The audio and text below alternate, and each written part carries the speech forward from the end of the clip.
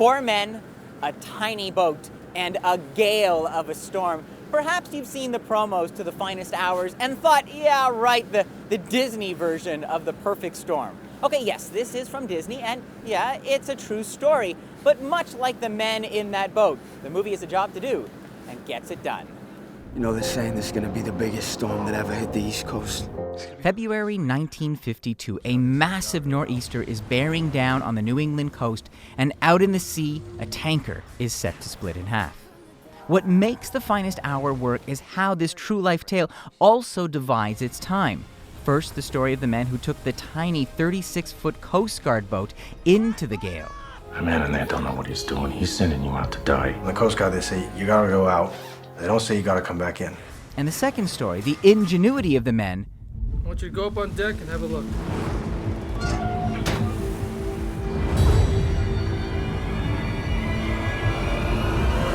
Trying to keep half a ship afloat. You know, we all get scared out there. I'm not afraid of the water, Bernie. It scares me at night, that's all. You can't see what's underneath. Just more water. Director Craig Gillespie started with the indie charmer Lars and the Real Girl and has moved into the mainstream but kept that eye for authentic moments. Finest Hours is swamped with action but features solid performances, many from actors playing against type. Chris Pine hiding under a New England accent as Bernie. Not quite a Prince Charming, this Coast Guard is quiet but capable. Holiday Granger also holds her ground as the headstrong fiancé, and then there's Casey Affleck. While brother Ben's been busy bulking up for Batman, Casey has matured into a scene-stealing master criminal, here as the engineer battling the sea and the crew. Every fella here wants to live. The only way that happens is if we run her aground! Sure, the accents come and go, and the dialogue can be more expository than emotional, but there's an old-fashioned quality to this film about incredible feats made by determined men.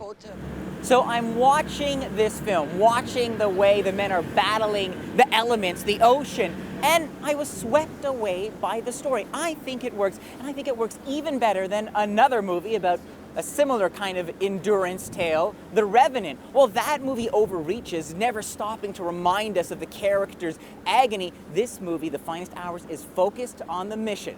That makes it a solid flick, not an Oscar contender, but something worth 3.5 stars out of 5. Eli Glasner, CBC News.